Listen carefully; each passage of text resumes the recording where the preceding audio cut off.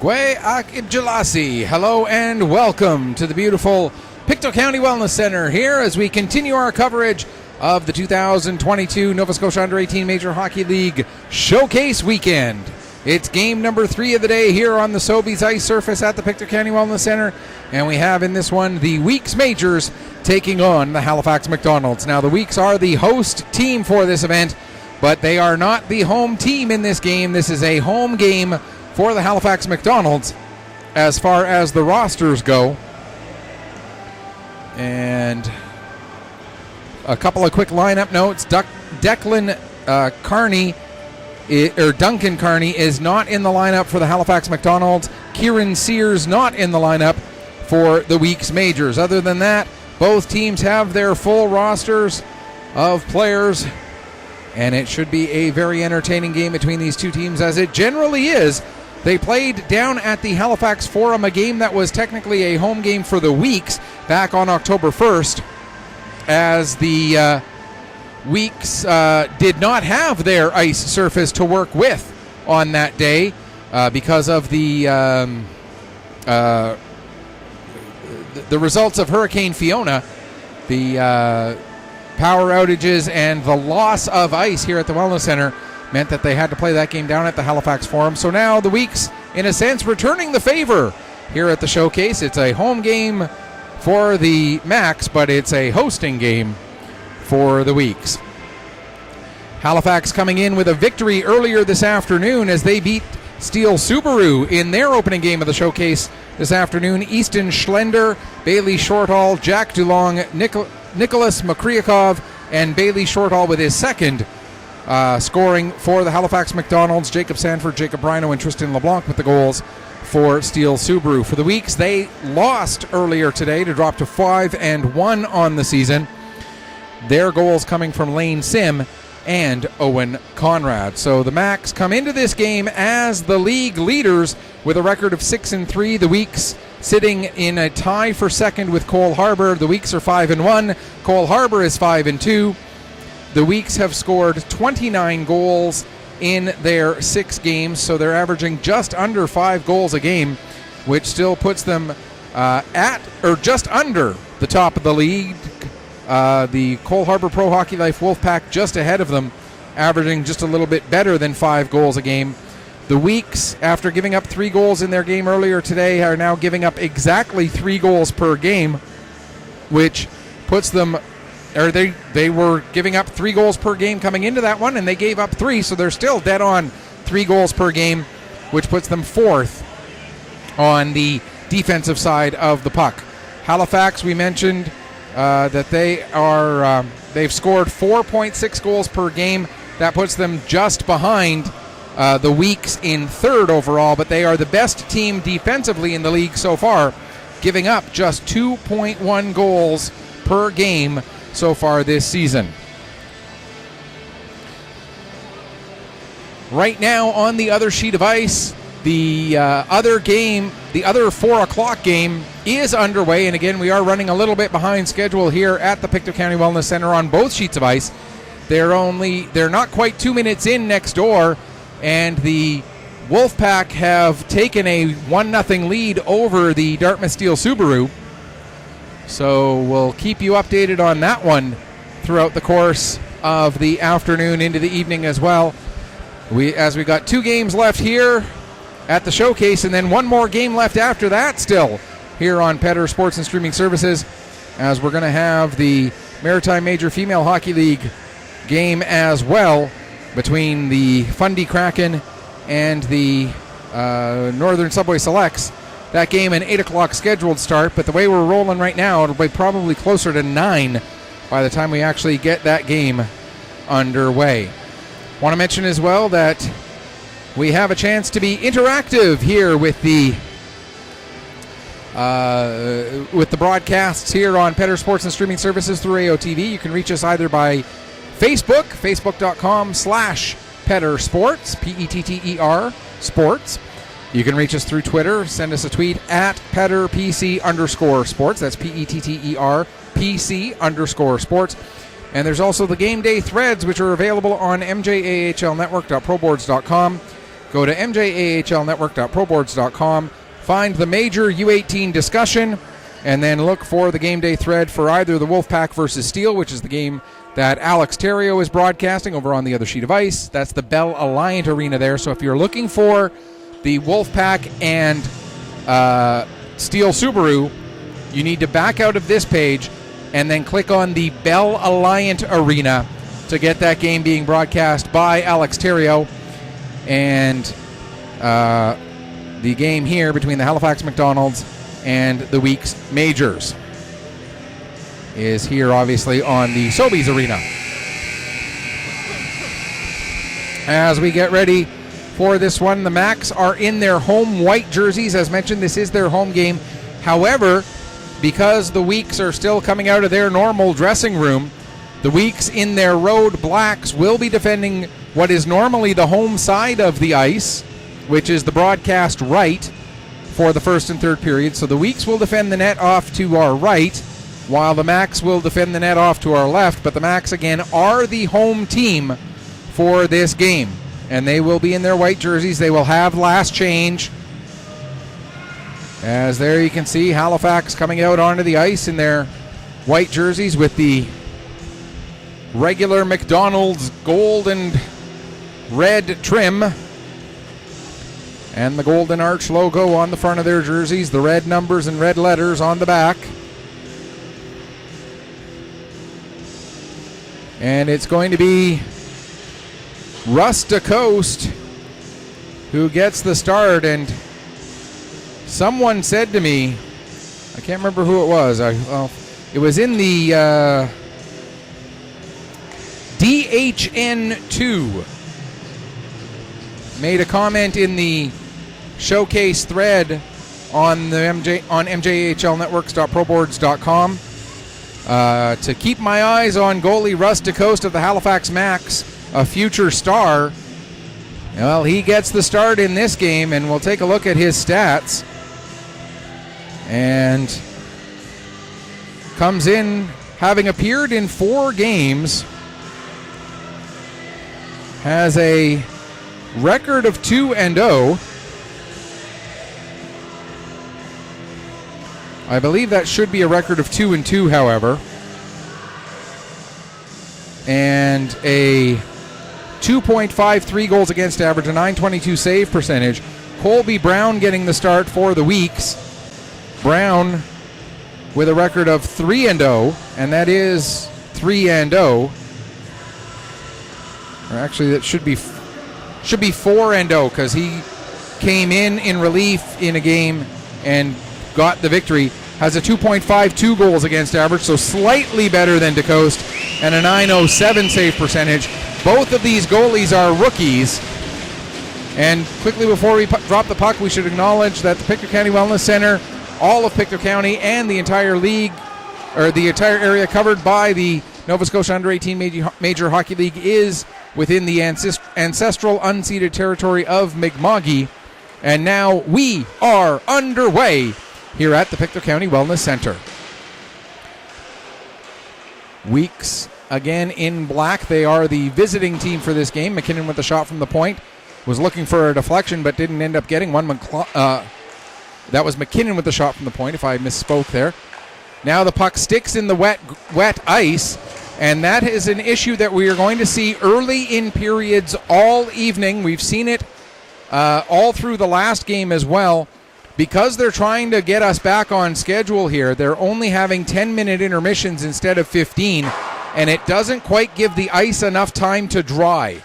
So you're going to see early in periods when the ice is still a little bit wet, the puck is going to be like right there, trying to clear the zone, but the puck just gets stopped up in that wet ice, and you just hope that the condition of the ice, and there's a turnover created by that ice, that the condition of the ice itself does not end up having a factor in the outcome of the game, although what we've seen in this first minute and a half of this one, and now we're going to see a penalty called against Halifax.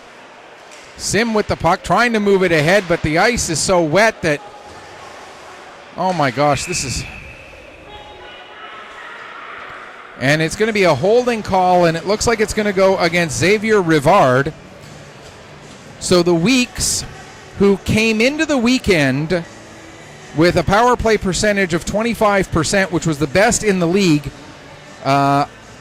They were 5 for 20. They're now 5 for 23. And trying to do the math really quickly in my head, I believe that puts them into second overall on power play percentages. This penalty coming at 140 of the first period to Rivard for holding. And for the Halifax McDonald's, their penalty kill second best in the league at 95.5%. So it really is strength against strength here, as the Weeks coming into the weekend with the top power play against the McDonald's, coming into the weekend with an incredibly strong penalty kill, 95.5%. And somehow that sits second. Here's Ben Wallace with the puck now. He'll play it to Conrad. Conrad gives to Sim. Sim can't get his shot off, as Hickey with a nice play to knock the puck off of his stick. Now it's cleared out to center, and Conrad will have to wait for everybody to touch up and get back onside. Now Conrad gives to Sim. Sim, though, gets tied up with a nice defensive effort there by Schlender. McLaughlin plays it across. There's a shot. That goes wide. Puck will come all the way around the boards and out to center. Conrad on it. He's got Schlender all over him. Schlender and Conrad collide, but Conrad able to get to the puck. Now he'll play it over. And carrying it ahead is Ben Wallace, the elder of the Wallace brothers who play for this team. There's Mac and Ben, who play together here for the Weeks Majors. But Mac brought the puck, or Ben brought the puck in offside, so we'll get a stoppage with 37 seconds left to go in the Weeks power play. And the face-off just outside the Halifax blue line. Macs win the draw and get the puck down the ice, but it ends up going in, or they went to get it down the ice, but it ends up going into the Weeks bench instead, so we'll get another stoppage with 3:07 gone in the period and 33 seconds left to go in the penalty. And next door, Cole Harbour's now gone up 2-0 as they've played 7.5 minutes. Cole Harbour up on Dartmouth Steel Subaru early in that one. And again, if you're looking for that game, just back out of this screen, or back out of this page, go back to the main menu of live sports and click on the Bell Alliant Arena. Moser plays the puck back to McKenzie. Now back over into the near side corner. Moser, he'll play it up to Tucker as the penalty about to come to an end. Tucker takes the pass on the near side, down into the corner, takes a bump, but is able to stay with it. Now Smith picks up the puck. He plays it over to Lahead. Lahead trying to get away from the check of a couple of different McDonald's players. Now gives to Tucker. Tucker looking to get it to Moser. Moser with the redirect. Put it right on to DeCoste, and DeCoste ends up making the save. And if it should be DeCoste instead of DeCoste, because I know that there are families who pronounce the name like the DeCoste Performing Arts Center that we have here in Pictou County. And I know there are families who pronounce their last name DeCoste. So if it should be DeCoste, you can send me a message, again, either through Twitter or Facebook or through the game day thread on mjahlnetwork.proboards.com. Again, that's mjahlnetwork.proboards.com. I know when I say it really quickly, sometimes the A gets lost in the shuffle. Here's Williams with the puck.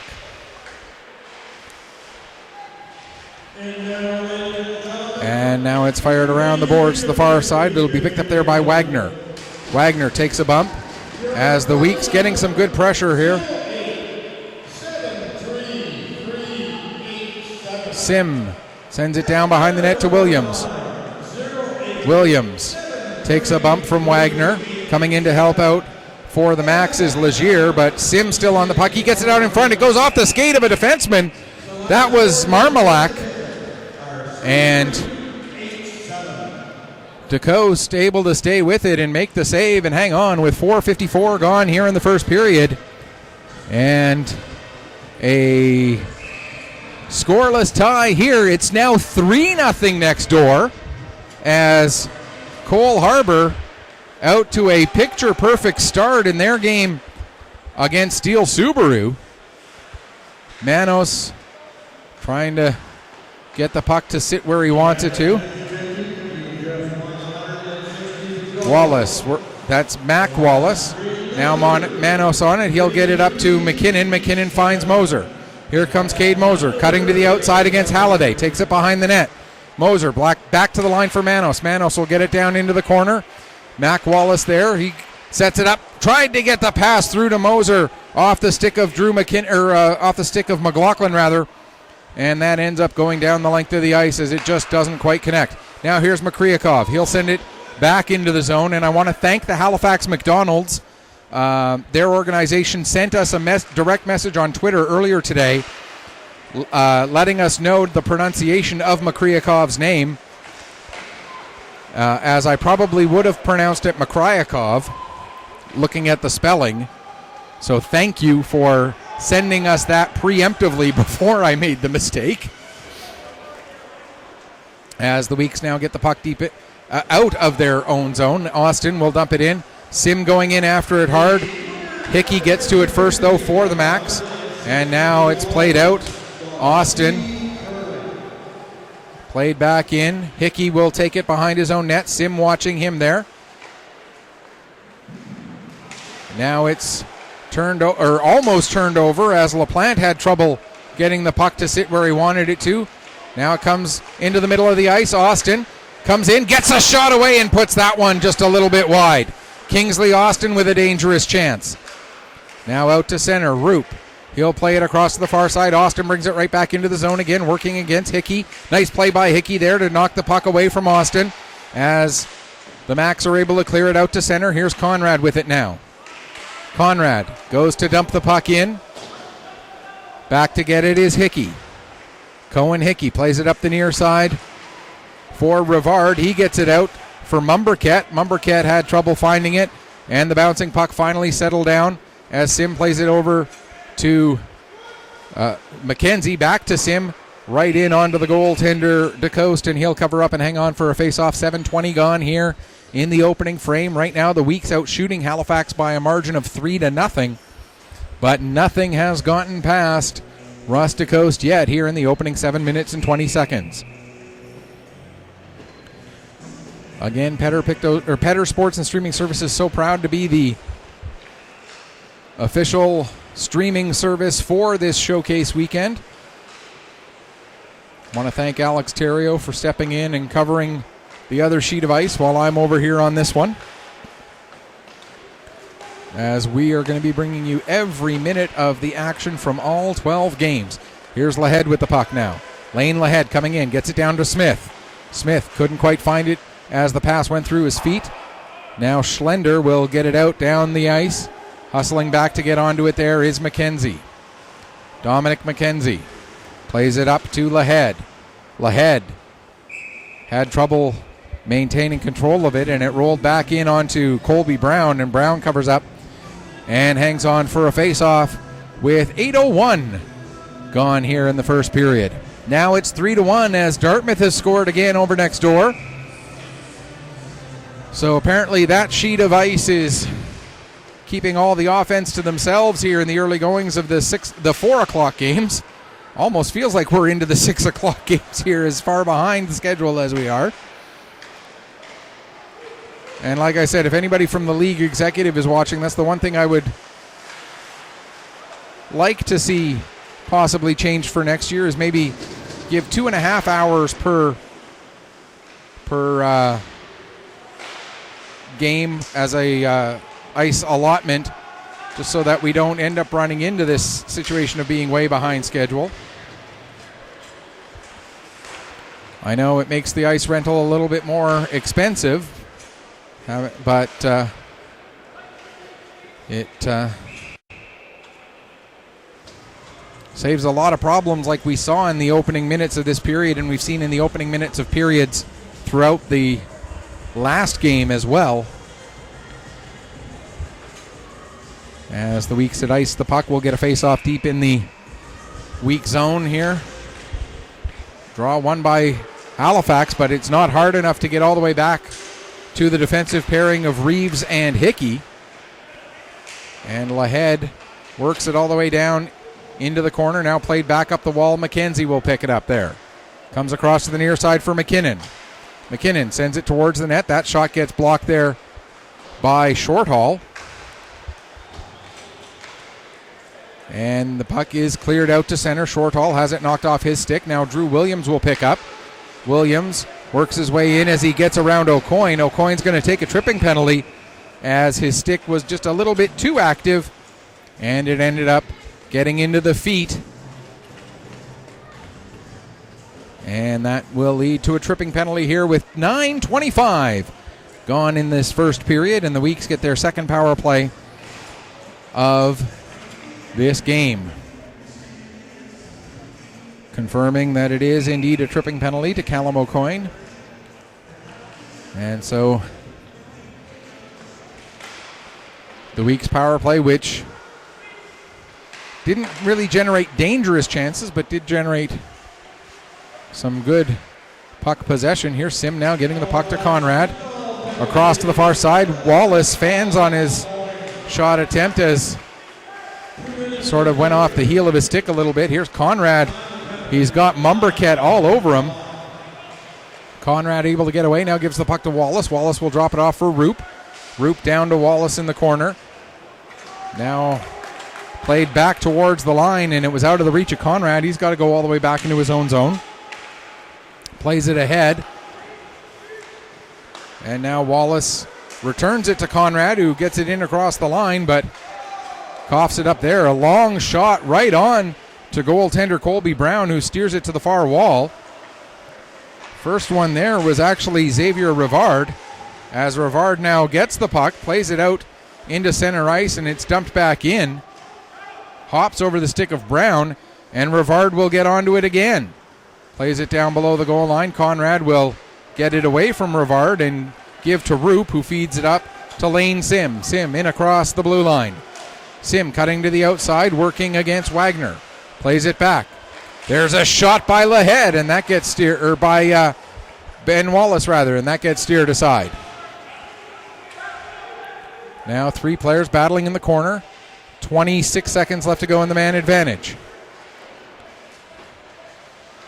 Puck comes up the boards and out, and here comes Rivard. Rivard able to pick up the puck. Rivard coming in, and he gets a shot away, but the save made there, and give McKenzie credit. He stayed with the play the whole way back on the back check. Rivard with great hustle and great energy to get a shot away, but Dominic McKenzie tied him up enough that it wasn't a dangerous chance. Now there's a shot, and that ends up going wide of the net. We're back to 5-on-5. Makryakov played the puck as far as the line. McKenzie gets it back down low. Makryakov back on it in the corner. He'll play it around to the far side for his defense partner. And that pass ahead for Shorthall gets the Max all the way down the ice. Shorthall in front. There's a chance for O'Coin, and what a save by Brown. Dangerous chance for Callum O'Coin, but Colby Brown stands tall, and now Brown will cover up the puck. No, he won't. It stays loose. Brown was trying to smother the puck, but wasn't able to do so. Now O'Coin gets it out in front. There's a chance for Schlender, but he didn't get much on the shot. Now Schlender has the puck knocked off his stick by McKenzie. Tucker in to get it. He can't do anything with it as it was knocked away from him, and then Schlender lost it to Smith. Now it's picked up by Shorthall. Here's Shorthall looking to get a shot away. He can't. Now he does. And making the save is Colby Brown. He'll hang on for a face-off with 7.5 exactly left to go here in the first period. Still looking for the first goal in this game, while next door they've now had 5. As Steel Subaru have come back to within 1. It's 3-2 for Cole Harbour over there. They've got 5:20 left to go in the first period. We've got 7:30 left.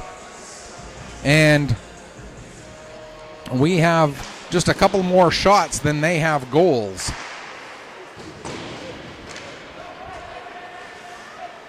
That's the way it goes sometimes when top teams play, and you look at these 4 teams, they are 4 of the top teams in this league.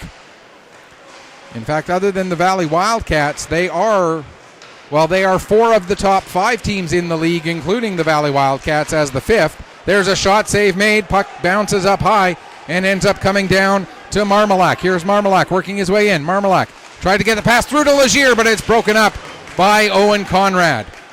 Weeks able to come the other way. Conrad joining the rush as Moser has the puck. Moser cutting in the middle of the ice. Takes the shot. He puts it just up over the crossbar. Bouncing puck coming off the end boards. Conrad can't get it to settle down, and it's cleared out down the length of the ice.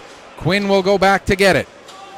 Just over 6.5 left to go here, first period. Logan Quinn carrying the puck ahead for the Weeks. He ends up putting it right onto the stick of DeLong, but gets it right back again from him. Now he'll get a pass to connect. And a second pass right onto the stick of Mac Wallace. Wallace with the shot, and that's steered aside off the glove of Rusticoast. Shortall gets it ahead for O'Coin. O'Coin gives back to Shortall. Shortall coming in, and a big save made by Brown. We've had some good back and forth action here in this game. Nice check delivered there by Reeves as he took his man into the boards. Now here's Wenzel. He'll play the puck off the wall. Sullivan steps up to get to it just ahead of McDougall. Now high into the air. It bounces just away from Hickey. Hickey able to go back and recover. And now it's chopped in as far as the Weeks blue line. Sullivan batted it away but put it right onto the stick of O'Coin. Now coming to the near side. There's a chance for McDougall. And we'll get a stoppage as the net's loose.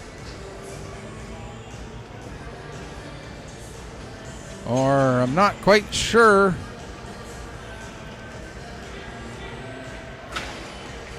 Or maybe the puck ended up coming up over the glass and hitting the netting. I didn't think it did, but apparently it must have, as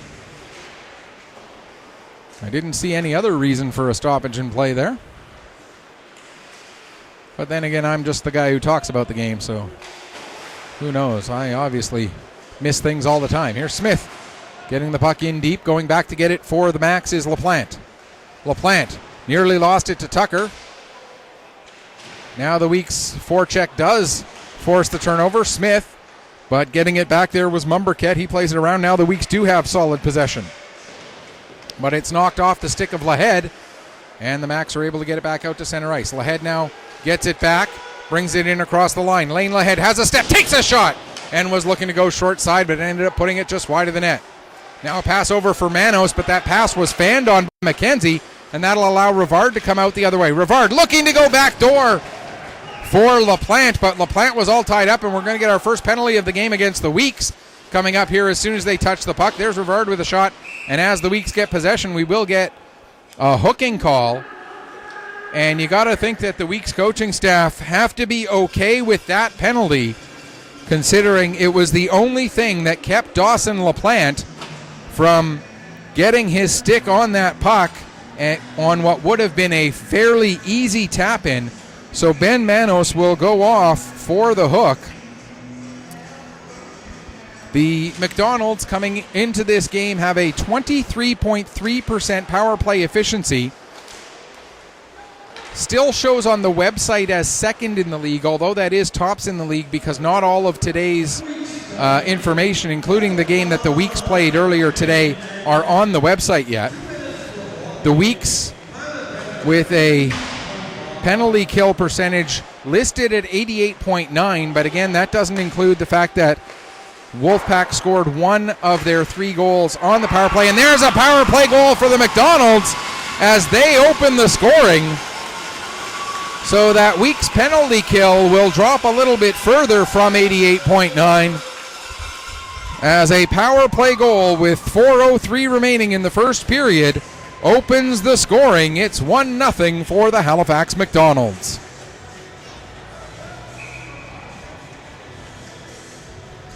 And we'll get you all of the information on that goal in just a moment as soon as it's sent to us.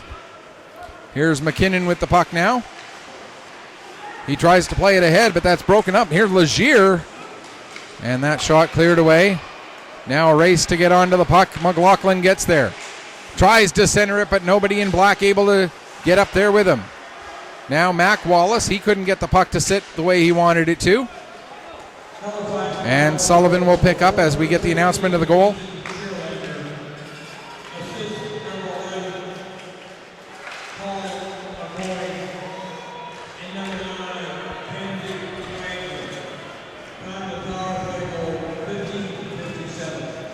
So that's Easton Schlender with the goal.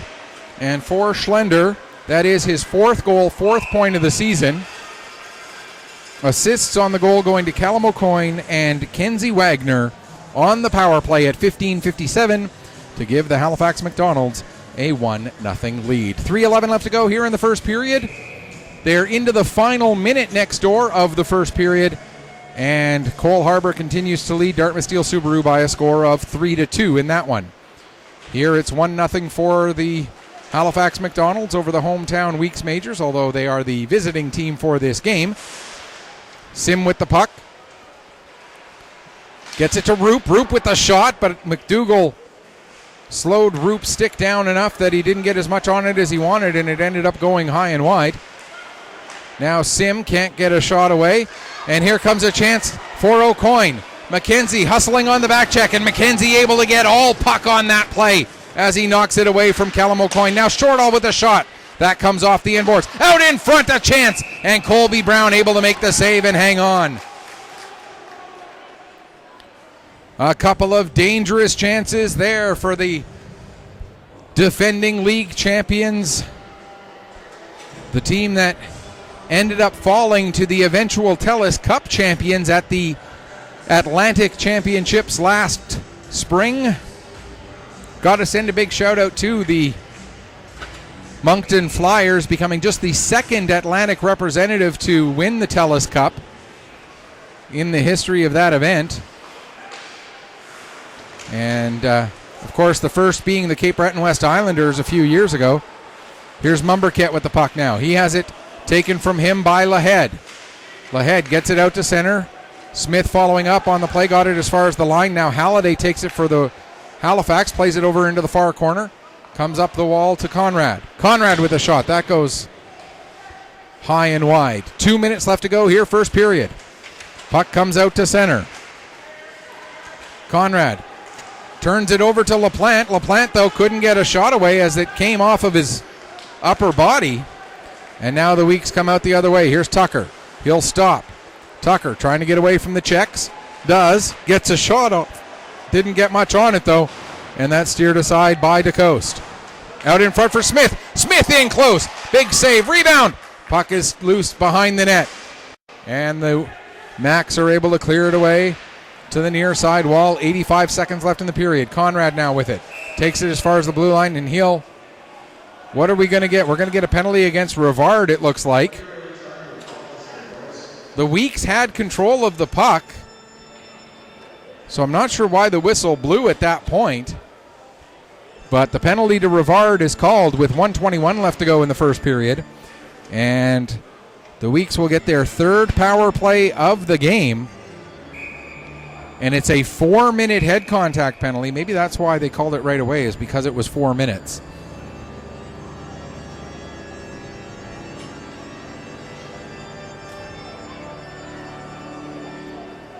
And now a bit of a conversation here at the Weeks bench is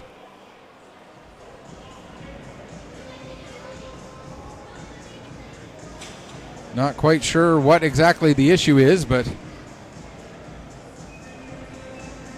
the Weeks getting one player changed off as Williams comes on and McLaughlin comes off. I think McLaughlin was a little bit shaken up, and maybe that's why they were trying to say, we got to be able to make a change of a guy who's a little bit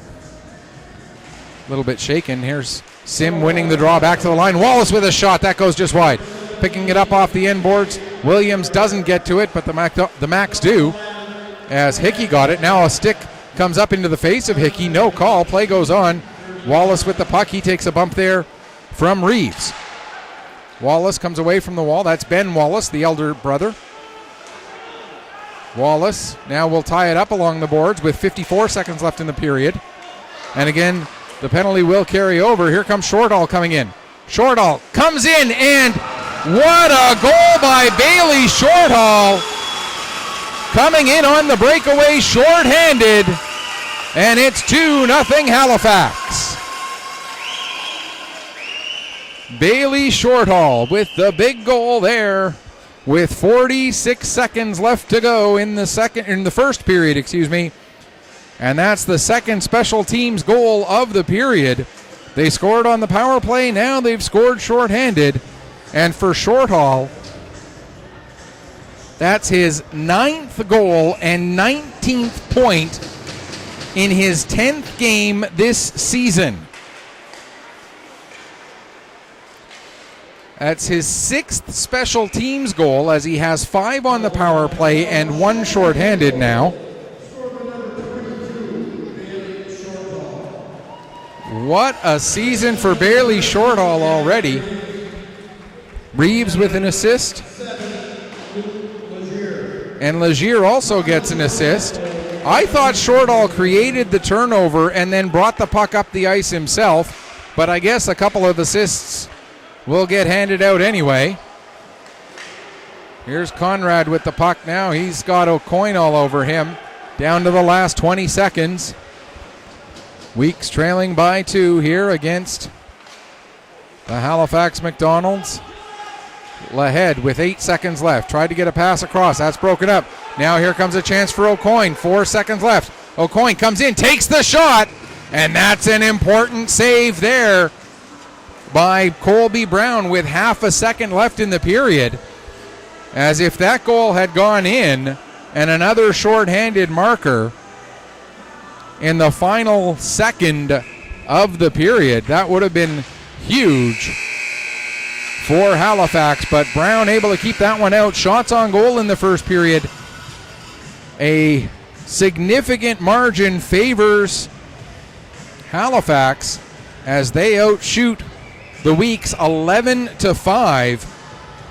And a power play goal by Easton Schlender and a shorthanded goal by Bailey Shorthall have given the Macs a 2-0 lead going into the second period. We're going to take a break. We'll come back, get you ready for that second period in just a few minutes.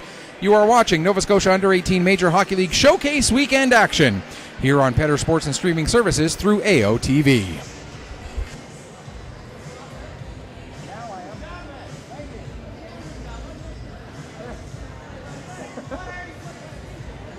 It's through a group called AOTV. I run my own company called Petter Sports and Streaming Services. Yep. So I work with a group called AOTV out of Moncton. Okay. So I give them the content and then they stream it for me. So it's livestream.aotv.ca.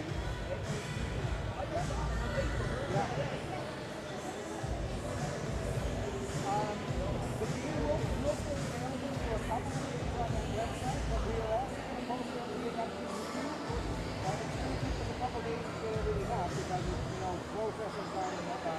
But we need to get everything that we do posted up to YouTube so people can go back and watch everything afterwards.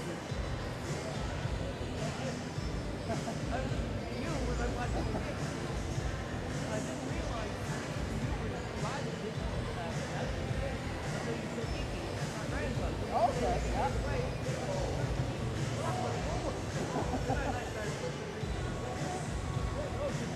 Thank you. Thanks very much.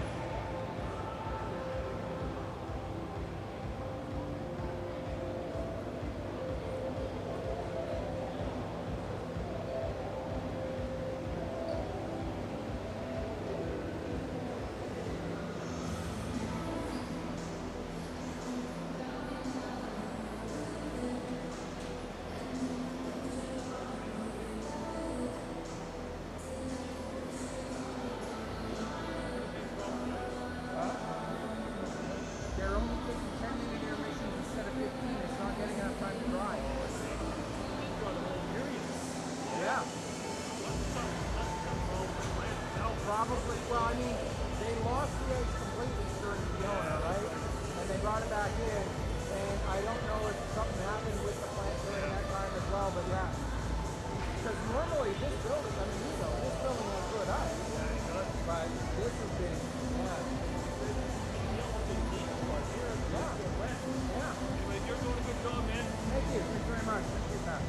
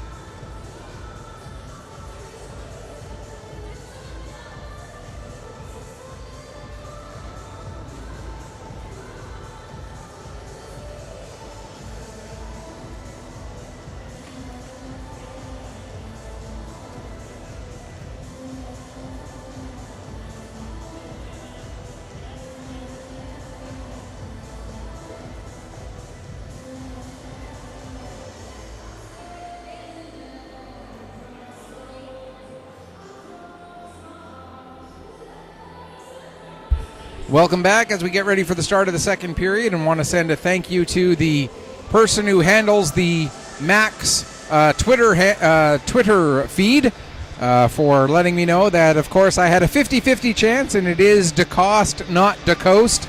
And again, I meant no disrespect to Russ DeCoste and his family when I was mispronouncing his name. You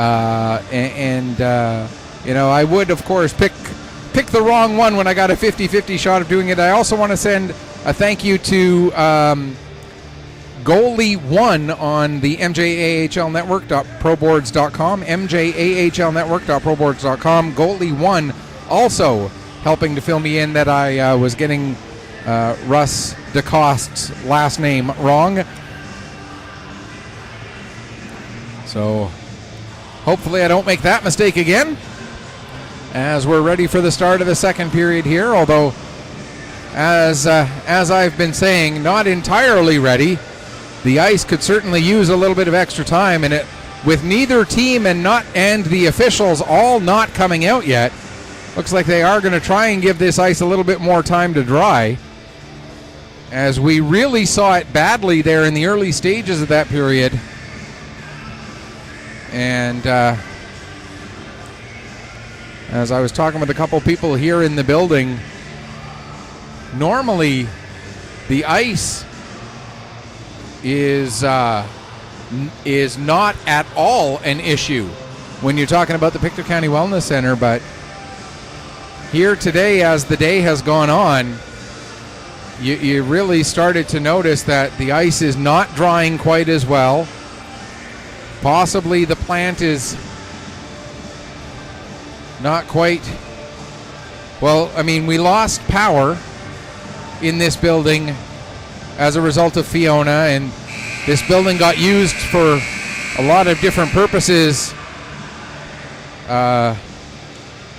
in the aftermath of Fiona, and having to reintroduce the ice into the rinks.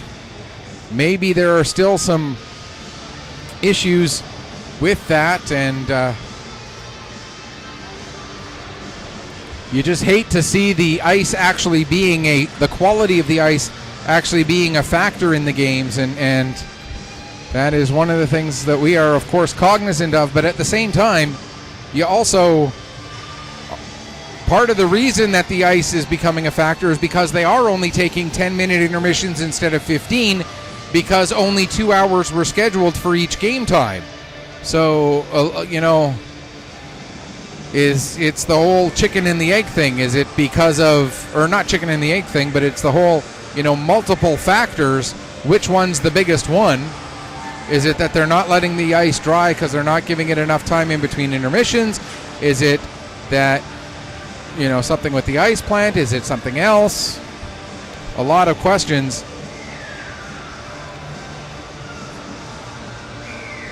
But on the flip side, you get the other argument. Well, both teams are having to play on the same sheet of ice, so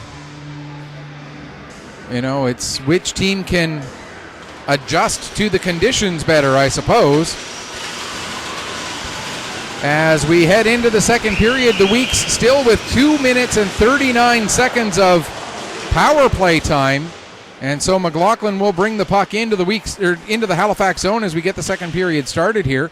Weeks in black. They are technically the visiting team in this game. Again, we are in their home facility. But with the showcase being what it is, every team gets home games and away games as part of their schedule. And there's Shortall with a chance, and a big save there by Brown. That's the third good scoring chance that the Macs have had on this penalty kill. One has resulted in a goal. That was Bailey Shortall's goal. One resulted in a big save with half a second left in the first period. And now another chance and another save that Brown has to make to come up big. Weeks send the puck down the length of the ice, but it's quickly turned back the other way, and now Conrad will pick up in his own zone. A full minute gone here in the second period. Down to 1:35 left in the power play, and the Weeks really have nothing to show for it yet. They looked much better on their first two power plays, but this one, the 4-minute man advantage,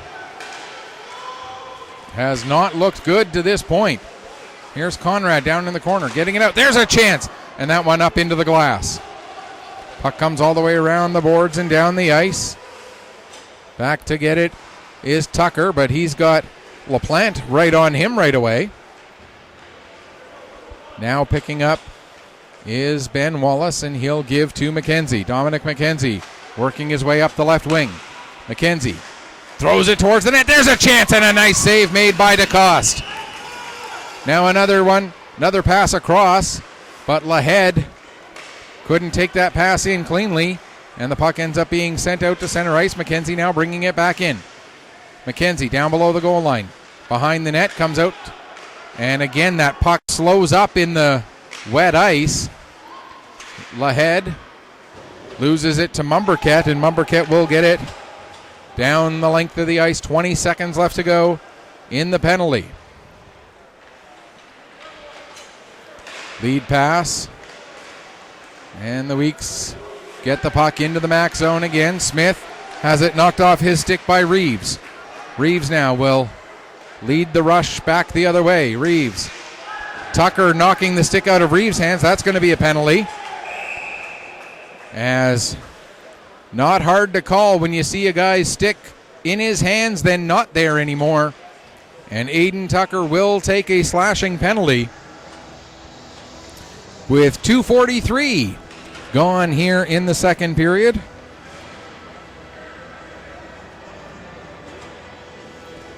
And so the Halifax McDonald's, who have been very much in control of the special teams matchups so far in this game, with a chance to possibly extend even further. One of the Weeks players jumped into the circle a little too soon, so we'll get a redo of the face-off. Played cleanly this time, and the McDonald's win possession of the draw. And O'Connor plays it over. There's a shot blocker save made by Colby Brown. Around to the far corner. They tie up along the board. 6 players in there. Which reminds me that Team Canada is playing tonight at the Women's Rugby World Cup. Seeing a scrum like that. And have to send a big shout out to Emma Taylor of Scottsburn, Pictou County, who is part of that Team Canada women's rugby team. As there's a shot on the Halifax power play and a save made by Colby Brown. Emma Taylor came in as one of the subs in the game against Japan and made a very good showing for herself in that game. Canada playing... who are they playing tonight? Shoot. It's technically a Sunday afternoon game in New Zealand, as there's a big chance for short haul. But of course, with it being in New Zealand, the game is taking place tonight in Canadian perspective. And they're playing Italy at 8:30 our time. So it's actually a morning game tomorrow morning, New Zealand time, but in about 3 hours from now. Smith lost his stick, but was able to stay with the puck and kick it ahead to a teammate, Wallace, who was able to launch it down the ice. 53 seconds left to go in the power play. Canada playing Italy in the game between the two teams who won their first games in that pool. So that should be a interesting matchup there. And of course, I'm going to be here calling the Northern Subway Selects game against the Fundy Kraken at that point, but probably have some updates on just to look at between periods and whatnot. Here comes Smith coming in. Smith gets it through to Wallace, but Wallace couldn't get much more than just a redirect towards the net as he was tied up by a couple of Halifax players. Puck is worked free to Hickey. He'll send it ahead, and out come the Halifax McDonald's. Across to LaPlante. But as LaPlante took the pass from Rivard, Rivard was just a little bit ahead of the play and ended up going in offside, so we'll get a stoppage with 5 seconds left in the penalty to Aiden Tucker.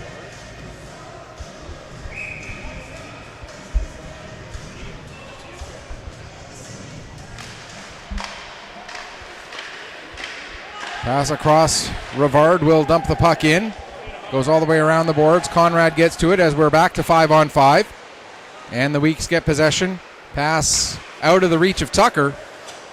And now it's back on the stick of Conrad. He gets it to Moser. Moser able to poke it forward.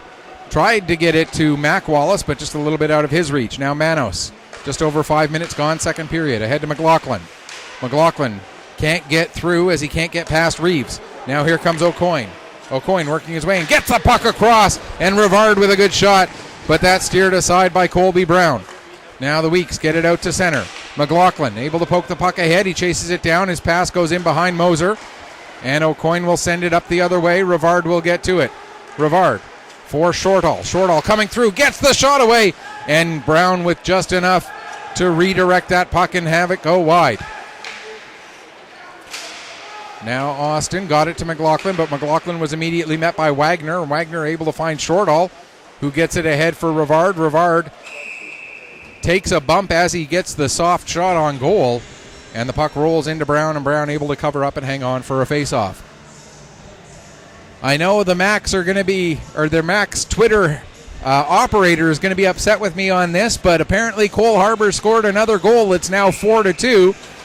I know I'm not supposed to say anything about the other rink scoreboard, but you know what? It's my job. I know it's all in good fun, we had a good laugh about it over the intermission, sending a tweet telling me not to update that score, but I'm going to do it anyway.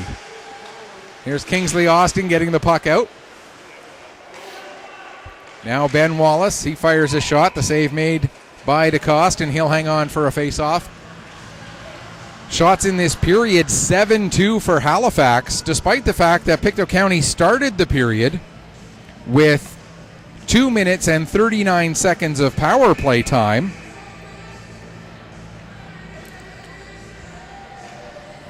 But not much to show for it here so far in this one. There's a shot that ends up going into the traffic in front, doesn't get all the way through. And the Macs look to be... And that one got through DeCoste, but ended up going just wide as DeCoste made the save, but it trickled through his body and then just outside the post. There's a shot, and that one taken much more cleanly by DeCoste. And he'll hang on for a save this time, keeping it A 2-0 scoreline with the power play goal by Schlender and the shorthanded goal by Shorthall. The only scoring in this one. Puck cleared as far as the line. Held in there by Austin. He fires a shot, steered aside by DeCoste. Just the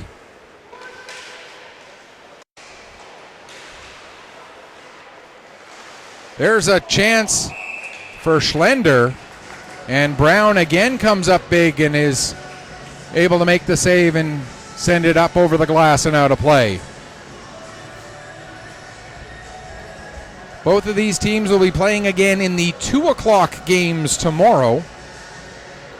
We'll have games at 12 and 2 on both sheets of ice, but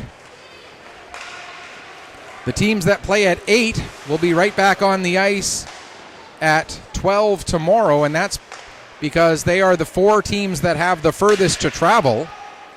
So they'll play first tomorrow to be able to get on the road that little bit earlier. Here comes Tucker coming in. Tucker with a shot, and that goes up into the end glass. Now Quinn has it at the line. Skates to the middle of the ice, takes the shot, and DeCoste able to watch that one all the way in and make the save and hang on. 12:36 left to go, second period. 8.5 minutes left in the second next door, where Cole Harbour leads Dartmouth 4-2. See, you're upset that I'm announcing that Cole Harbour is winning, but you're not upset. You didn't say anything about the fact that I'm announcing that Dartmouth is losing. So I'm guessing you're a little okay with that part of it, at least. Here comes LaPlante now coming in. LaPlante with a shot. And the save made by Brown. Gets to Halliday at the line. He'll send it back in deep. In behind the net, Rivard. Trying to get it out in front for Mumberket, but that pass was broken up. And now out come the Weeks. Here's Wallace. Ben Wallace with a shot, and the blocker save made by DeCoste. Back out to center. Quinn with it, taking it back into his own zone. The pass over for Conrad, but then Conrad had the puck knocked off his stick. It rolls all the way back into Colby Brown, and he'll cover up and hang on. 11:55 left to go here, second period. 2-0 for the Halifax McDonald's. If you're tuning in expecting to get the 6 o'clock game, there's a shot from the point and Reeves scores. I don't think Colby Brown saw a thing there, as the shot from the point, there goes the camera. There we go. We'll get that over there. Gavin Reeves with his second goal, 6th point of the season. Second goal, 7th point of the season, as that's his second point in this game. He assisted on the shorthanded goal back in the first period.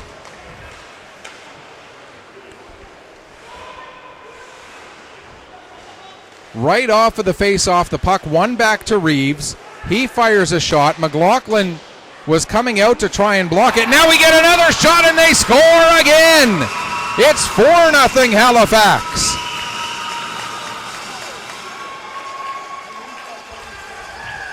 As a great shot from a somewhat sharp angle by McDougall. And just like that, 2 goals 16 seconds apart. And the Weeks are going to call their timeout to try and settle things down here.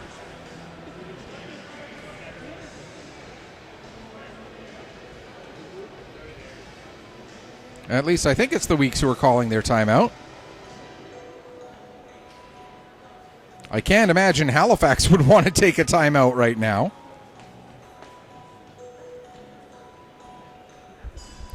So the Weeks give up 2 goals in 16 seconds, and what was a 2-0 game after goals by Reeves and McDougall now is a 4-0 game, and has broken wide open. Next door, it's now 4-3 as Dartmouth has gotten one back. As we'll get you an update on the goals.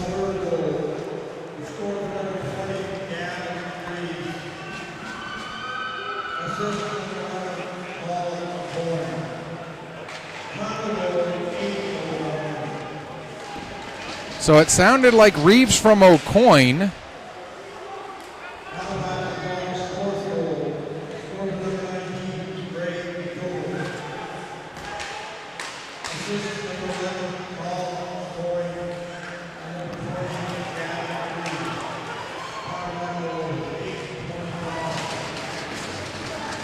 So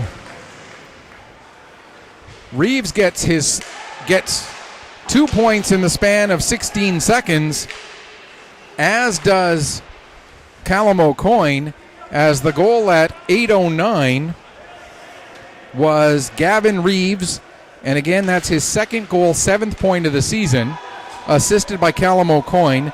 Then at 8:25, 16 seconds later, it's Ray McDougall, his third goal, 5th point of the season, assisted by Callum O'Coin and Gavin Reeves to make it 4-0.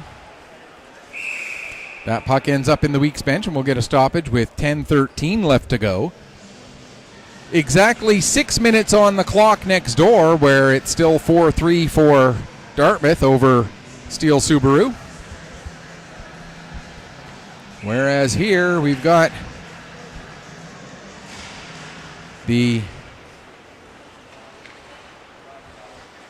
what right now stands as the first not really close game of the weekend, as every game has either been a 1-goal game or a 2-goal game to this point. And that's going to be an icing call against Halifax with 9:45 left to go. And I was talking to some of the Weeks executive prior to this weekend. I saw a couple of them at the Crushers game on Thursday night. They're our local Junior A team, the Pictou County Weeks Crushers. And they were saying, the Weeks drew a tough schedule for the showcase, getting, all 3 metro area teams. But there, they get some response as Lane Sim is able to position himself right between the hash marks. And you give a guy with the hands of a Lane Sim a pass right in his wheelhouse in that kind of a position, and he is not going to make a mistake. Lane Sim with his second goal of the day. He scored 1 goal in the game earlier against the Cole Harbour Wolfpack. He actually had 2 points in that game, a goal and an assist. So it's his 3rd point of the day, his 3rd goal, 10th point of the season, and there's another chance for the Weeks, but a big play made there by Makryakov to make sure that the Weeks couldn't get that shot all the way through. Now Quinn. And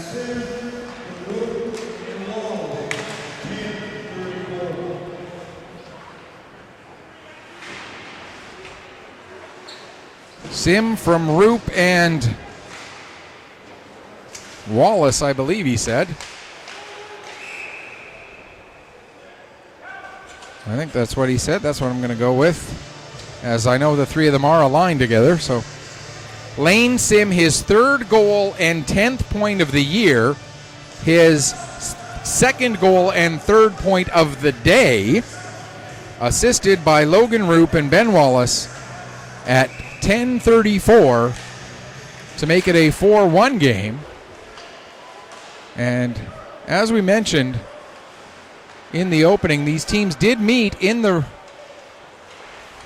regular season once already. That was 2 weeks ago today. And the Weeks won that game down at the Halifax Forum by a score of 3-1. So they are able to play with this team. They know that. But as I was saying just before Lane Sim scored, they were saying that, they did have a tough draw getting the 3 metro area teams in the span of 24 hours. And it is certainly a challenge, but when they came into the weekend as the league leaders, you got to figure that, you're going to have, no team is going to go 35-0 or 34-0, whatever it is. I believe the regular season's 35 games. You have 32 games within your regular home and away schedule, and then the 3 games here at the Showcase added to that. I think that's how it goes anyway. There's Reeves with a shot. That goes high. And if that number is incorrect, I do apologize. But anyway. But the point being, no team is going to go 35-0 and no team is going to go 0-35. They knew that coming into the season. So when they were 5-0 coming into this weekend, and they knew that this weekend was going to be a bit challenging, as that's an icing call against Halifax. It's now 5-3 next door as Cole Harbour's put up another one with 2:10 left to go in the second period there. Smith in to take the draw against Shorthall.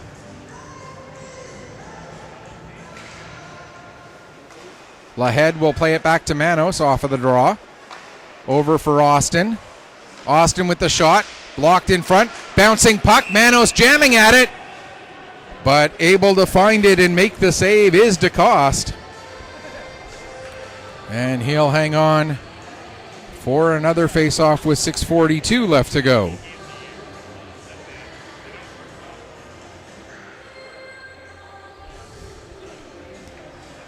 Face-off once again will be deep in the Halifax zone to the left of goaltender Russ DeCoste.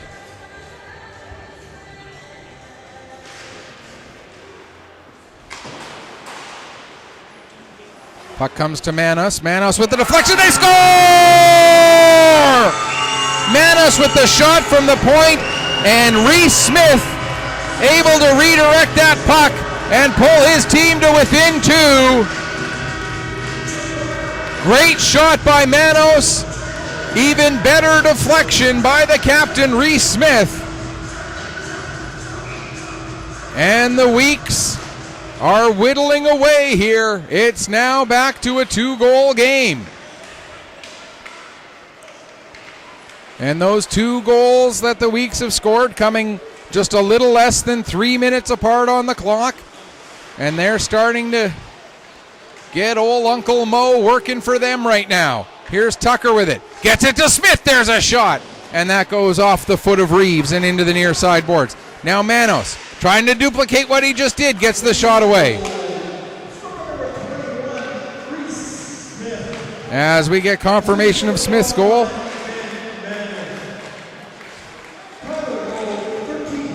And Manos gets the only assist on that goal. So Reese Smith, his 7th goal and his 7th goal and 8th point of the season. With the lone assist going to Ben Manos at 13:28. Makes it now a 4-2 game in favor of the Halifax McDonald's.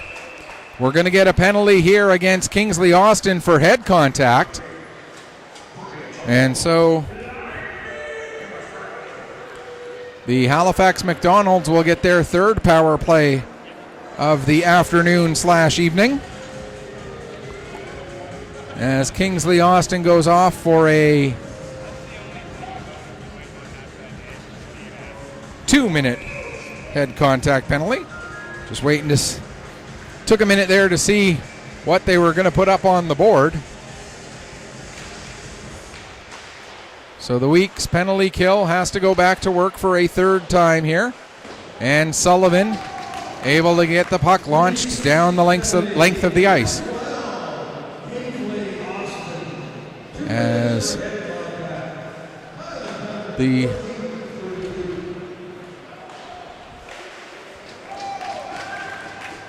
power play unit of Halifax forced all the way back into their own zone a second time. And now a battle behind the net, and coming out with the puck is Ben Wallace. Wallace with a big play to create that turnover, but he puts it right onto the stick of Makryakov.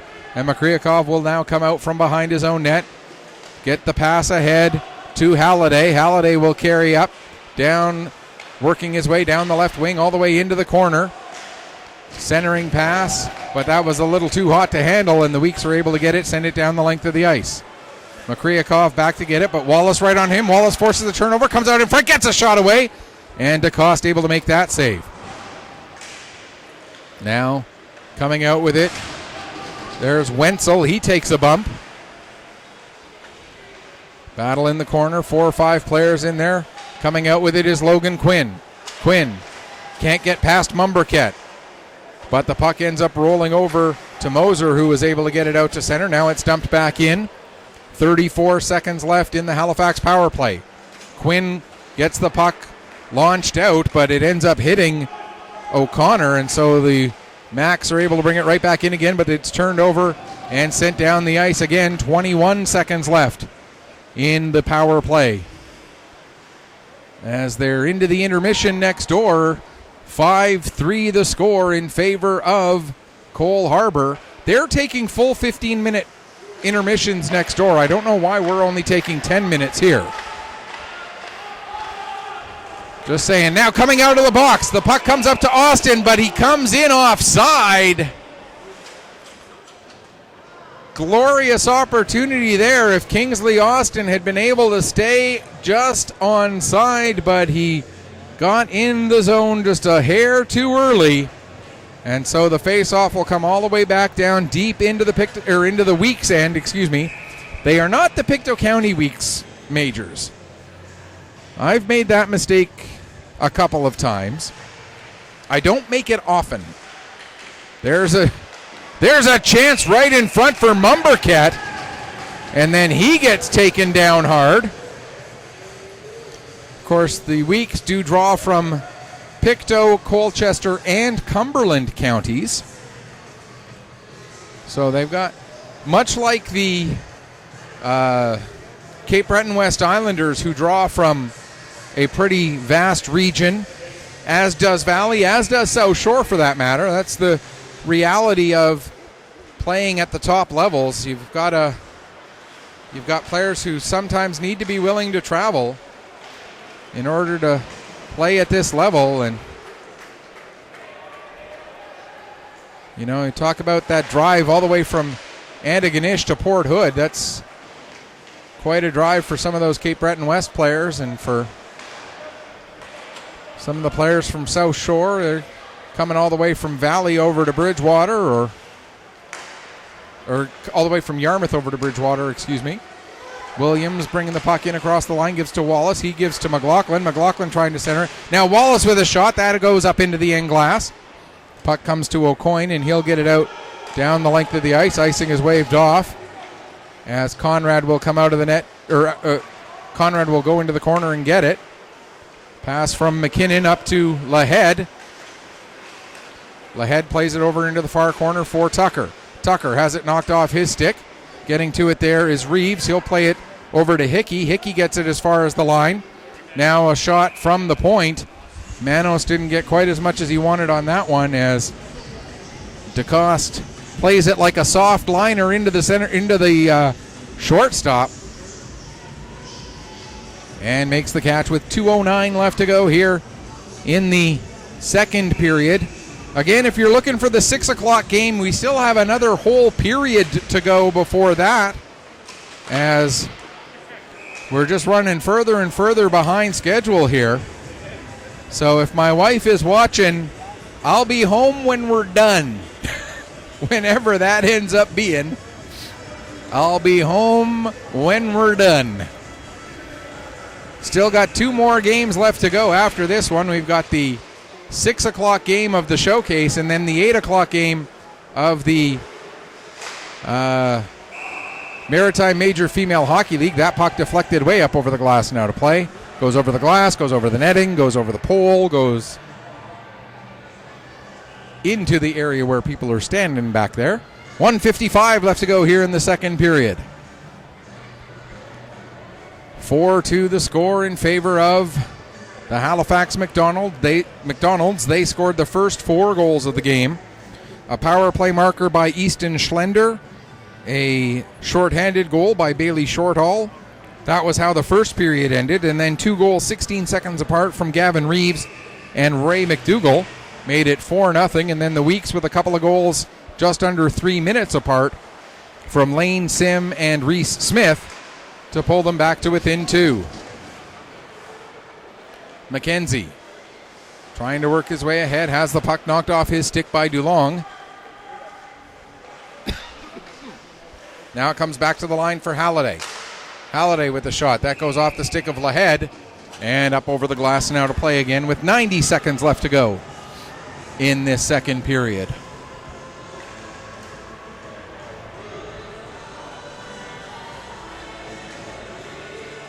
Face-off will be to the right of goaltender Colby Brown. Excuse me. Halliday sends the puck behind the net.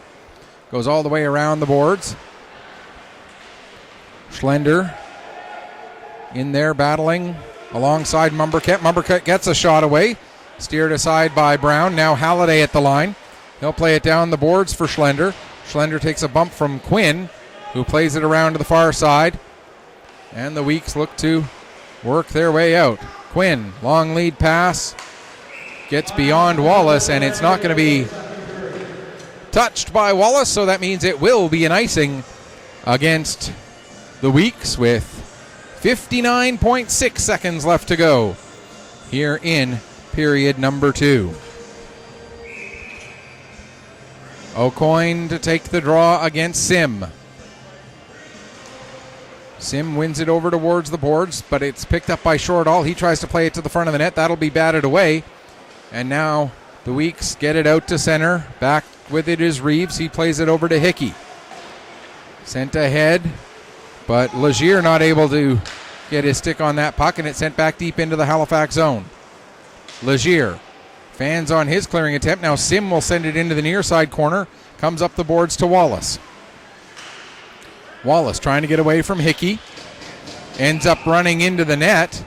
And so we'll get a stoppage here with 27.0 seconds left to go. Faceoff will stay inside the Halifax zone, as it was Hickey who made contact with the net, trying to stay with Ben Wallace.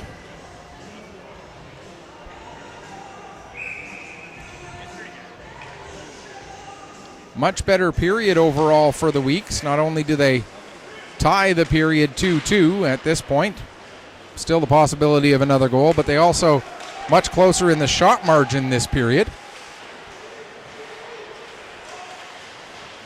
As it's down into the corner in the Weeks end. Battle for the puck there. Comes free to Wallace. Wallace trying to get himself organized. Comes towards the front of his own net, then had to circle away as Legier was right there. And we run out of time here in period number 2. Shots on goal in the period favor the Weeks 15-14, but the overall total still favors the Halifax McDonald's by a margin of 25-20. So we'll take the break and head into the third period in just a few minutes. You are watching Nova Scotia Under-18 Major Hockey League Showcase Weekend Action here on Petter Sports and Streaming Services through AOTV.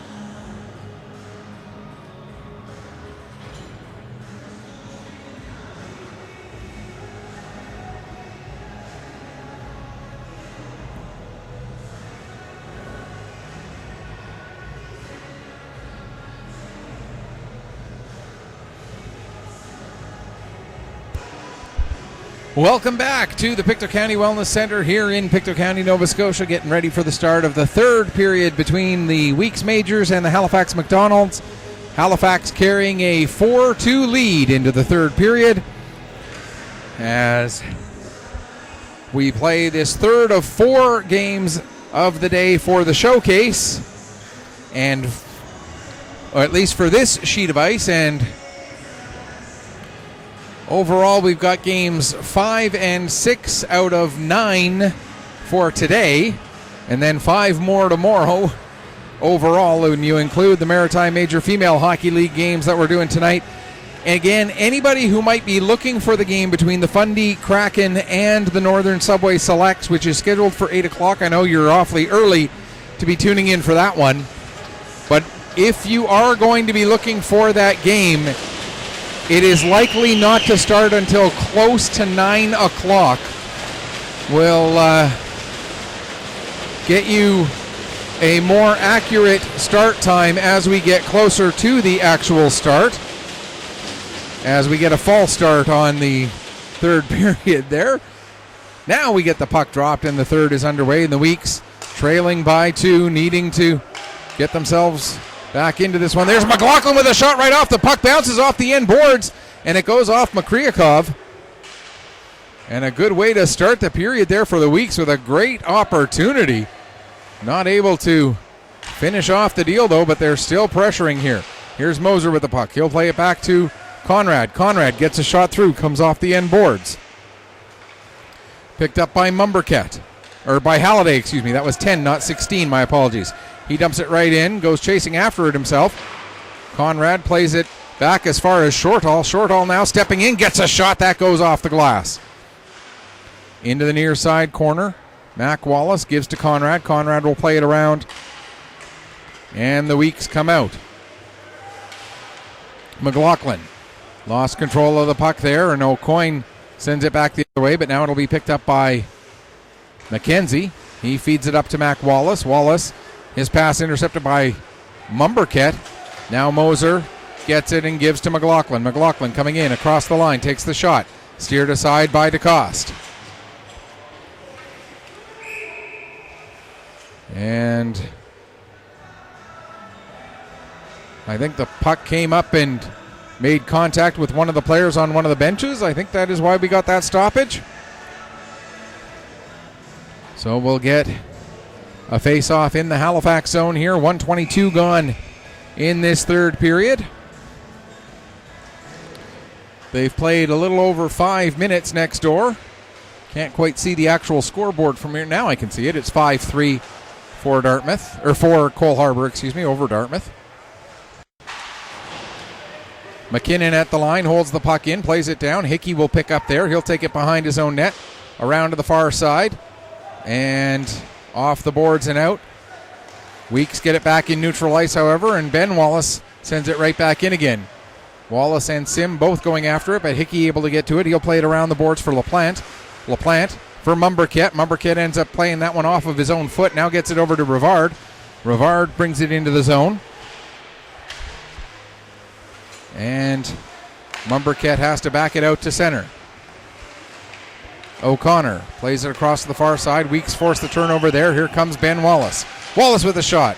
That's steered aside. Wallace gets the puck back in the corner again. Takes it up the wall. Turns and shoots. Save. Rebound. And the rebound will be cleared away from danger. I believe that's Reeves.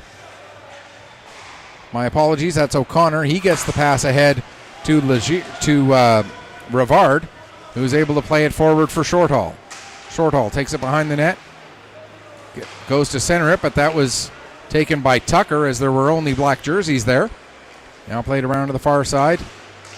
Shortall and Tucker both there. Tucker will win that puck and get it out to center. Nice play there by Wagner to not allow Tucker to go anywhere with it. And then as it was played out of the zone and brought back in, we get an offside against the Weeks with 2:56 gone here in the third period. And the game for the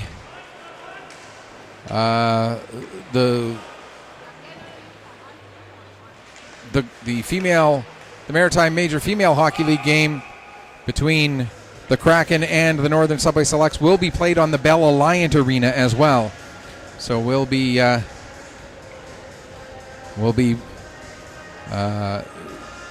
going over there for that one. And then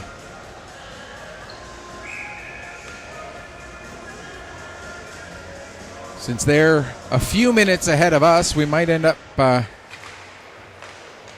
might have to have Alex Theriault come over here and call the last little bit of the game on this side, depending on what the situation is at that point. We'll figure it all out as we get closer to when all those games are able to actually start happening. Either way, we will bring you all the action here through Petter Sports and Streaming Services. Mikryakov with the shot from the point, the save made, and held on to there by Colby Brown with 16:21 left to go here in the third. The Halifax McDonald's sitting in first place in the league right now with a record of 6-3, 2 points up on both the Weeks and Cole Harbour, who both have 5 wins. The Weeks are 5-1, Cole Harbour 5-2. So depending on the outcome of the 2 games right now, we could, if the Weeks are able to come back and win this game, we could see a 3-way tie for first with 3 teams at 6 wins. Now we're going to get a penalty as Conrad is taken into the boards heavily. And our officials are going to talk this over. Conrad slow to get up. And this could be a key situation here for the Weeks as Owen Conrad, or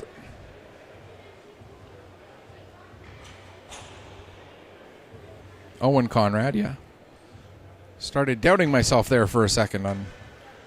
And we're going to see what the officials are going to do with their call here.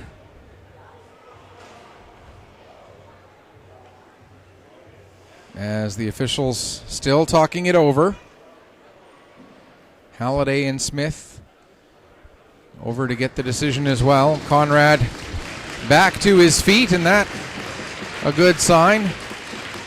Conrad was the captain, or was a co-captain of the Warewell Bombers U15 team last year, and a very good rookie defenseman for the Weeks here this season so far. And obviously, if they are without him for any length of time, that could have an impact. They're going to call it a check from behind. Now, we saw the check from behind sign given by the referee, and now the question becomes, it obviously carries with it a game misconduct, so that player is done for the game. The question now is, it's a 5-minute major forecheck from behind, and that will carry with it some likely carryover into tomorrow at the least. And this penalty coming with exactly 16 minutes left to go in the third period. So a chance for the Weeks here with a 5-minute power play to possibly cut into the lead a little bit more. And hey, if they score quickly enough on the power play, maybe even have time to get an equalizer as well. And it is Luke Legier whose number is on the board. I didn't think it was Legier who delivered the hit. I thought it was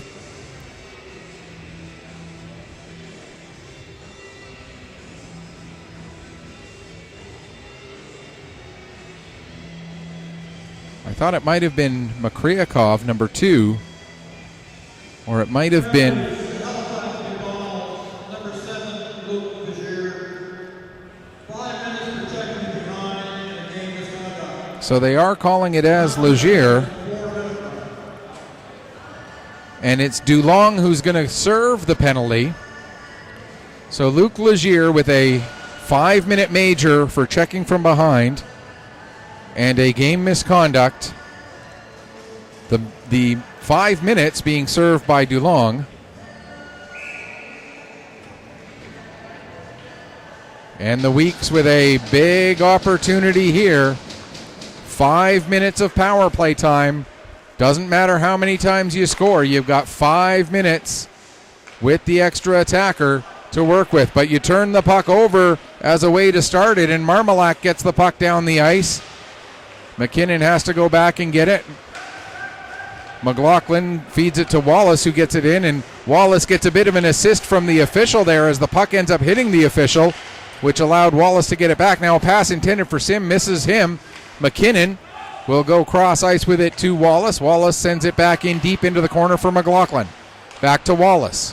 Wallace working his way down the boards. Stops, turns, trying to get away from Halliday. Gives the puck to McLaughlin. McLaughlin will feed it over to the far side for Roop. Back to the line for McKinnon. Near side Sim. Sim with the shot. The deflection. They score!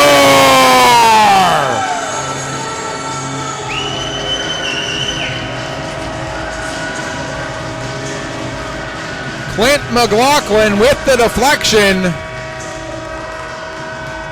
Off of the shot by Lane Sim. Sim will get his 3rd point of the game, and they still have 4 minutes and 6 seconds of power play time to work with, now trailing by just a single goal.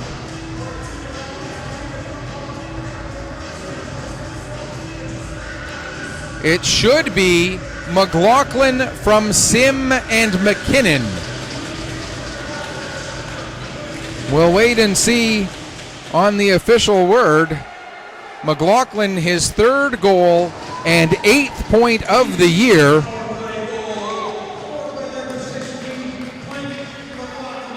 As we get confirmation that it is indeed McLaughlin's goal from Sim and Drew McKinnon. So every now and then I do see it correctly. And I saw that one correctly, as it is indeed Clint McLaughlin, his 3rd goal, 8th point of the year, assisted by Lane Sim and Drew McKinnon on the power play at 4:54, and they still have 3:20 left of power play time to now get the equalizer, as they are within 1. Here comes Lane Lahead, taking the puck in, has it roll off of his stick though, and the Halifax McDonald's are able to play it down the length of the ice. Shortall going in after it. Shortall able to get the puck, comes out of the corner with it, has it poked off of his stick by McKenzie. And now Moser gets it ahead to Tucker. Tucker coming in across, and a chance there for Mac Wallace rather, but he couldn't pull the trigger on that shot. Now Tucker working it down the boards, gets it to Wallace in the corner. Wallace gives to Cade Moser. Moser back to the line for McKenzie. McKenzie just keeps that puck onside. The Macs didn't think so, but the linesman who was standing there says it was good. Halifax does get possession and launch it down the ice. 2:15 to go in the power play. Weeks now 1 for 4, with the man advantage. And their 4th man advantage still in progress. And now, here comes Sim. Lane Sim. Plays it down into the corner. McLaughlin will fire it around to the far side for Lahead. Back to the line, Conrad. Good to see him back out there. Sim with the puck. There's a shot. Save made by DeCoste.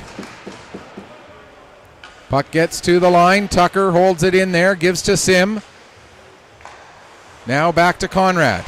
Conrad with the shot. Blocked nicely by Schlender. And Schlender will get it down the ice. Conrad able to pick it up off the boards. And will carry it ahead. 1:17 left to go in the power play. Across for Roop. Roop with the shot as he was looking far post, but put it a little bit too wide. Now O'Coin Coming back the other way, working against Conrad. Conrad able to knock it off of O'Coinstick. Schlender following up. He'll just tie it up along the boards.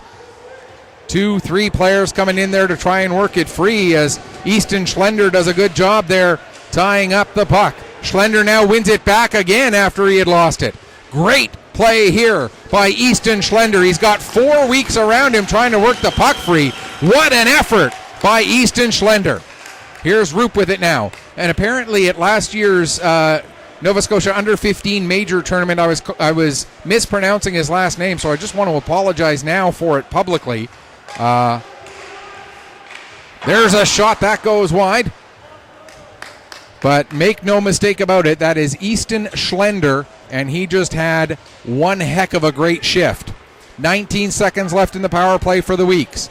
Here comes McKinnon. McKinnon coming in, gets a shot, save, rebound, and able to make the second save as well is Russ DeCoste. 10 seconds left in the penalty. And a big save there. Next door, it's still 5-3 with 7:43 left to go in the third period.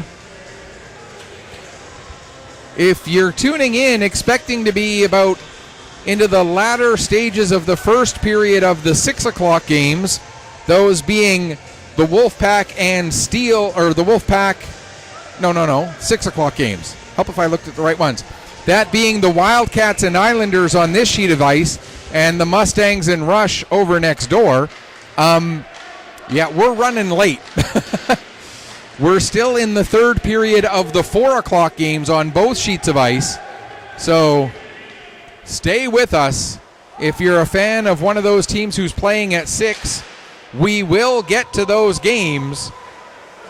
Obviously, they can't start until these ones finish because we're on the same sheet of ice. It's not like, in TV land where one game isn't going to start until the other one finish, or the one game's going to start early and we'll show it over on the alternate network or whatever. Yeah, no, we don't do anything of that here. Here's Rivard with a chance and a big save made there by Brown. Now Mumberket crashes into Brown a little bit. No harm, no foul. Play goes on. Moser gets the puck ahead to Lane Lahead. 10:20 left to go here, third period. The Max lead by 1.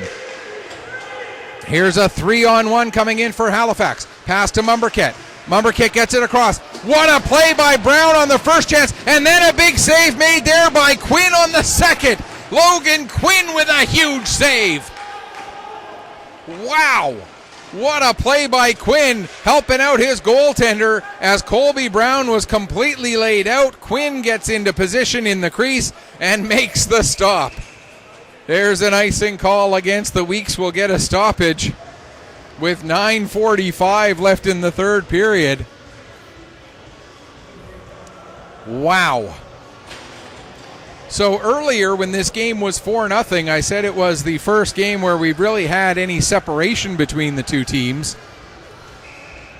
Well, the Weeks have made me eat those words as they have pulled right back in this game to within 1. Shot from the point, taken by Wagner. Save made by Brown.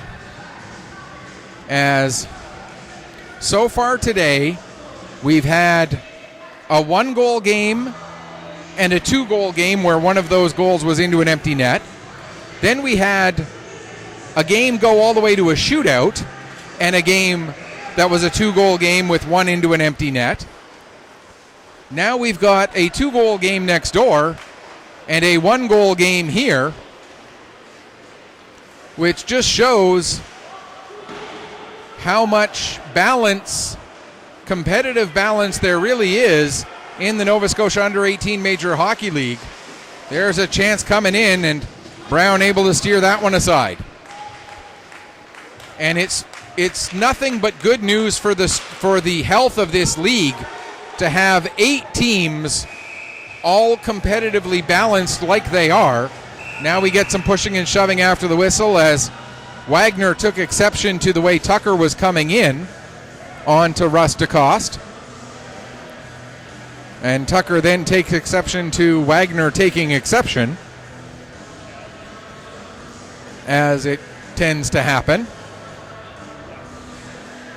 And now Bailey Shortall, the Halifax captain having a conversation with Aiden Tucker all the way back to the bench. I haven't looked this closely at every team's roster, but I would venture a guess that Aiden Tucker is literally the smallest player in the Nova Scotia Under-18 Major Hockey League. Just don't tell him that. He'll never play like the smallest player in the league. Mumberket has it knocked off his stick, but following up on the play is Marmalak. Marmalak drops it off. There's a shot. Deflected, and it comes to the near boards. Marmalak will pick up, play it back to the line for Hickey. Hickey plays it around in behind the net, picked up there by DeLong. And got to give a shout out for DeLong as well. There's a pass to Marmalak. Marmalak shot blocked by Mac Wallace. I'll come back to that thought on DeLong in a moment. Here's Wallace coming in, stops in the corner, blows a tire on his way by though. And now the puck goes in behind the net. Reeves will play it ahead for DeLong. He takes a bump there from Mac Wallace.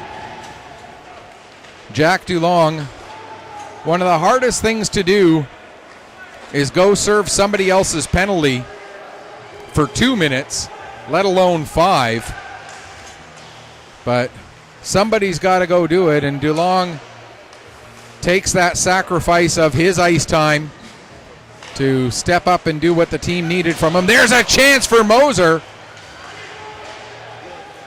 And, does that, and then Conrad just keeps that puck outside the blue line so it stays onside. Now here's Austin coming in. Austin with a toe drag, nice shot! And another nice save there by DeCoste. It's easy for a guy after he makes a move like DeLong, or after he's asked to make a move like DeLong was, to go and serve somebody else's penalty, to get a little bit down on his value, thinking, I'm the guy they can put in the box for 5 minutes. But DeLong, nothing of the sort. Came right out there and had a great shift the next time he was on the ice. There's Sim with a chance. And that shows what great character he has. I'm not trying to make this sound like a backhanded compliment, and if it does sound like that, I do apologize. I'm genuinely trying to praise the guy for the way he came out in his next shift and had a great shift out there. Now Wallace gets it back to the line for Sullivan. His shot ends up going into Logan Roop, and that'll allow Mumberket to get it ahead. A little too far for Rivard, though, as it was just deflected, and I'm sorry the camera didn't quite keep up with the play there. 6:14 left to go here in the third period. Halifax still leads at 4-3. They're down to 2:49 left to go next door. And Cole Harbour still leads that one 5-3. Again, coming up at 6 o'clock. Ha ha ha. Considering it's already nearly 20-7. Coming up next, let's say it that way. Wildcats and Islanders on this sheet of ice. Mustangs and Rush next door. As soon as these games are done, we'll get warm-ups going for those games.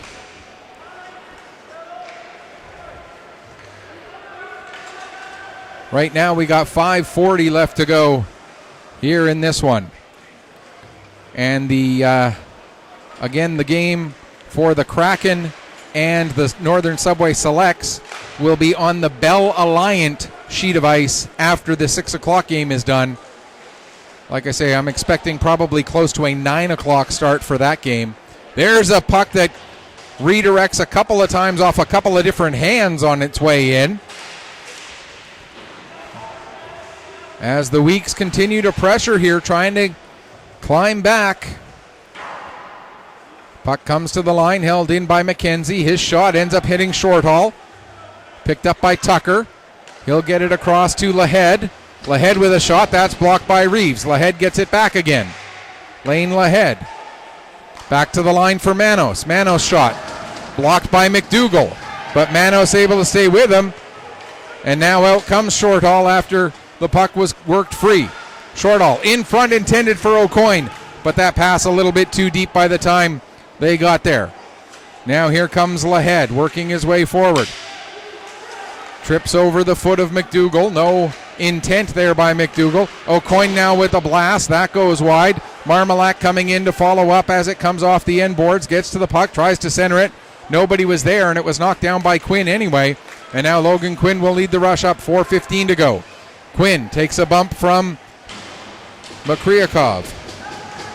Now a chance out in front for Sim, and another nice save there by DeCoste. He has come up huge here in this third period as the Weeks keep pressuring and keep pressuring.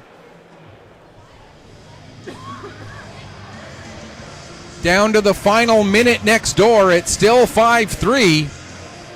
Cole Harbour looking to move at least temporarily into a tie with the Halifax McDonald's at 12 points on the season. Williams turns and fires. That goes wide. Puck comes off the end boards. Dulong chops at it. Quinn keeps it onside. It comes back to Dulong. This time he's able to get it out. And Marmalak is behind everybody. Here comes Marmalak coming in. Marmalak! And a big save made by Brown. Second chance. And another save by Brown. And he'll hang on for a face-off with 3:33 left to go in the third period. Two huge saves there by the Weeks goaltender.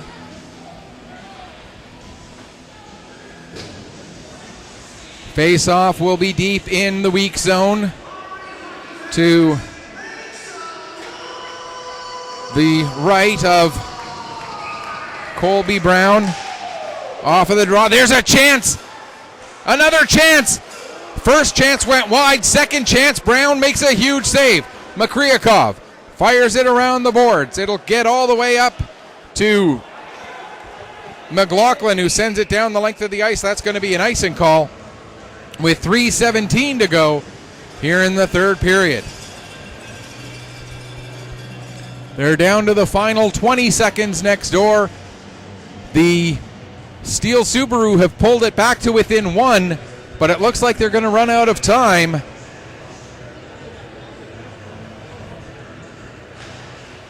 As now Wallace with the puck. He'll bring it ahead. Wallace around Makryakov down below the goal line. Mac Wallace trying to work it towards the front of the net. Gets it over to McLaughlin in the corner. McLaughlin able to stay with it, takes the shot, save made. And now following up on the puck was Moser, I do believe, or was that Wallace? It was Wallace, excuse me. And that draws a reaction, and the game next door is now a final. The Cole Harbour Pro Hockey Life Wolfpack hold on for a 5-4 victory over Dartmouth Steel Subaru. So they move into a temporary tie for first place, at least for the next 2 minutes and 56 seconds of playing time here on this sheet. That means if you're looking for the game between the Mustangs and the Rush, their warm-up will start in just a few seconds. Well, maybe like 2 minutes or so, because they will do the warm-ups on dirty ice, as the expression goes, and then flood between the warm-up and the start of the first period. Here we still have 2:37 left in the third. McKinnon gets the puck ahead to Roop. Roop tried to get it across for Sim. That was broken up by Shortall, and now McDougall will play it ahead. O'Coin gives to Shortall. Shortall coming in. Stops. Now gets it down low. Trying to work his way back towards the front of the net, but he's knocked off the puck. And the Weeks pick up, but it's taken away by O'Coin. Nice play by Callum O'Coin. He'll play it back all the way back to the line. Reeves with a shot, and the save made there by Colby Brown with 2:08 left to go. Third period, Weeks trailing by a goal. Halifax 128 seconds away from reclaiming sole possession of first place, after Cole Harbour moved into a tie with them just a few seconds ago by finishing off their 5-4 victory over the Dartmouth Steel Subaru. Both teams sitting on 12 points. But Halifax carrying a lead right now. And Cole Harbour will play Halifax tomorrow in one of the 2 o'clock games, and that will be over on the Bell Alliant Arena. So Alex Terrio will have the call of that one. And he will do a fantastic job, as he always does. So lucky to have him as a colleague here with me on Petter Sports and Streaming Services. And he knows it. Puck comes back to the line. McKenzie plays it across for Austin. Austin with the shot. And the save made by DeCoste. Go through a whole second period and most of the third before I make that mistake.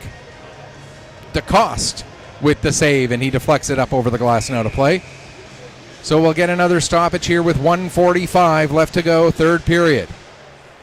Still in his net is Colby Brown as Halifax wins the draw, get the puck out to center. And another key point, the Weeks no longer have their timeout. They used it after the goal that made it 4-0 for Halifax. So no opportunity to talk things over and slow things down and give players maybe an extra breather. I think it was good use of the timeout when it was taken because they had just given up 2 goals in 16 seconds. Austin dumps the puck in. We're into the final minute as Brown starts to make his way towards the bench. Now he does come to the bench.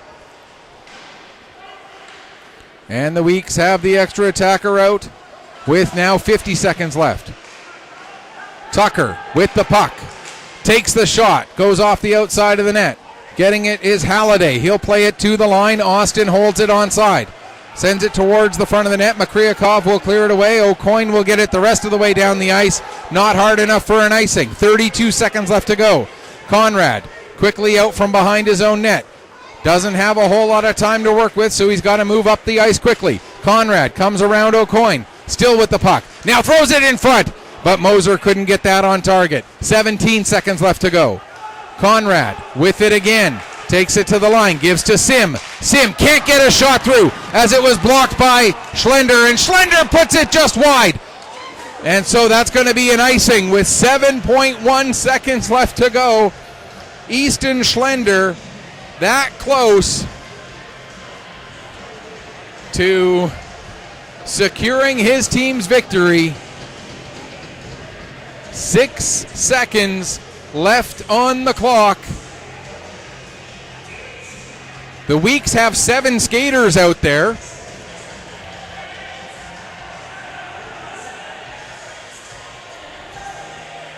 The Weeks have 7 skaters out there right now.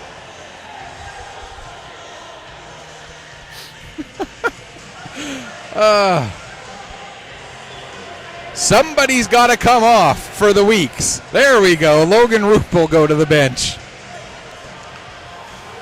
I know you've got your goalie pulled for an extra attacker, and he's made so many nice saves that he's almost worth 2 players, but can't quite do that. All right, here's Wallace. Does not win the draw. A big win by Shortall. Puck is tied up in the corner, and that will run us out of time as the Halifax McDonald's will come away with the 4-3 victory over the Weeks Majors.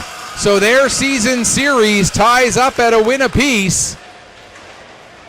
What an incredible game right down to the end yet again here at the Nova Scotia Under-18 Major Hockey League Showcase weekend. Halifax with the victory. The Weeks fall just short. That's going to do it for this one. Our final score once again, Halifax 4, Weeks 3. We'll be right back in just a few minutes with our next game, which is the Wildcats and the Islanders. Until then, this is Michael Petter saying may your skates always be sharp, may your shots hit the top shelf. Thanks so much for watching. We're still going to be here. We're just going to keep rolling and rolling and rolling here from the Pictou County Wellness Center.